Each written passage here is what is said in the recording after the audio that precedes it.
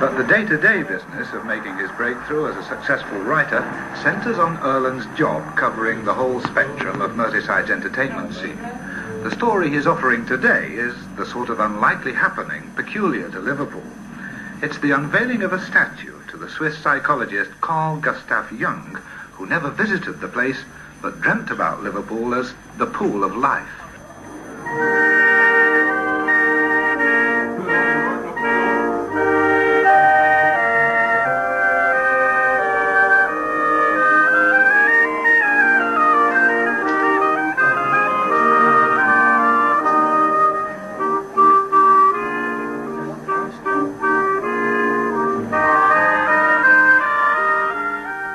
Sorting the wheat from so much varied chaff in a Liverpool street that sorts out the good journalist.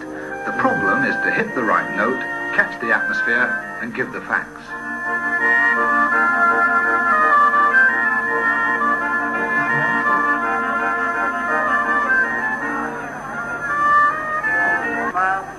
I've seen the Mathew Street wind ensemble. Yeah. Who else are playing?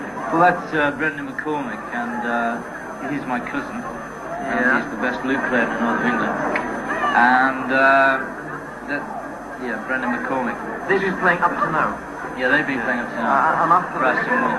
Well, after them, we're going to have Jeff School are going to play, and the third Oral Brownies. Picasso's sisters, of course. Picasso's sisters? Yeah, Picasso's sisters, zany busking band.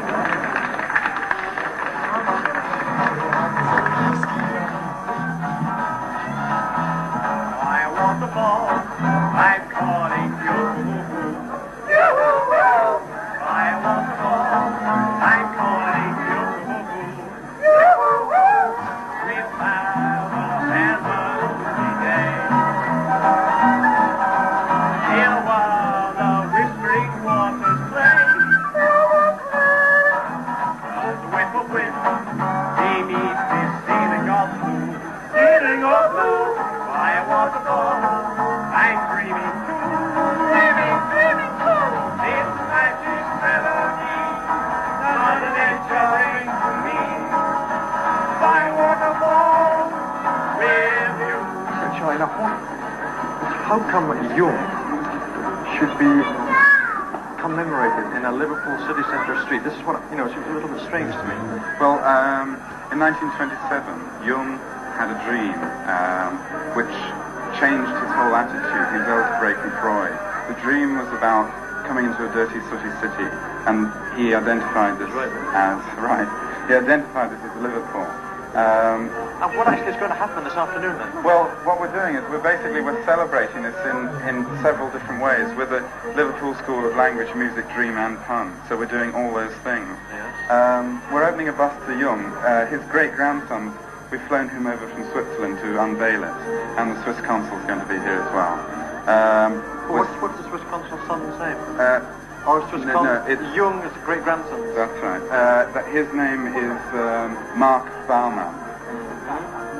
And is he a psychologist? No, he works in computers. He's studying in computers. He's only 19. There's two N's in Baumann, is it? Baumann, that's right, yes. It's really good that he can come over because it stresses the young influences, and that's not just a pun, on the Jungian idea. Yeah. Also, Ladies and Gentlemen, ich bin von Zürich hierher gekommen. Gestern um 9 Uhr bin ich hier gewesen. He arrived yesterday, and he'd like to thank everybody for being here at this unveiling, especially the people from the Liverpool School of Language, Dream, Magic, bum biting, and other things. The statue of Jung, who produced it? The guy who produced it, a young sculptor at the Liverpool College of Arts, it's Mike Wright. W-R-I-G-H-T? Yeah, right. Is it meant to be too large for the hole in the wall? No, what it was the stone was, we commissioned the stone from the quarry, and they cut it out in the wrong dimensions. Oh, I'm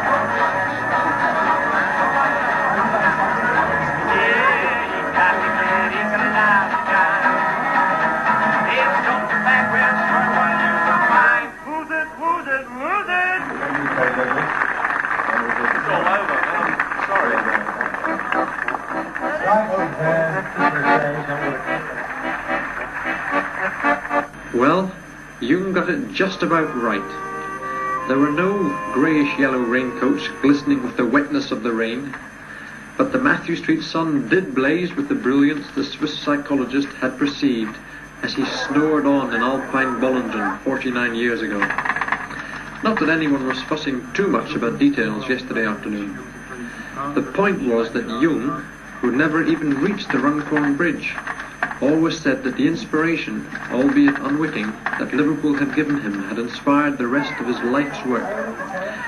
Reason enough then for the energetic Liverpool school of music, language, dream and fun to hold a street party that attracted 600 people in his honour. Guest of honour was Herr Horace Jacques, Swiss Consul General for the north of England, Northern Ireland, Scotland and the Isle of Man. He arrived to toast the psychologist with a tumblerful of imported Jungwasser, and to unashamedly confess that he had never read any of the man's work.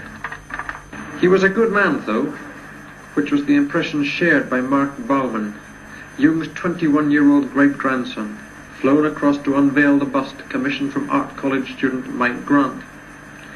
Carl Gustav liked fun as much as colours and psyches too, apparently, and Mark was sure he'd have approved of yesterday's goings-on.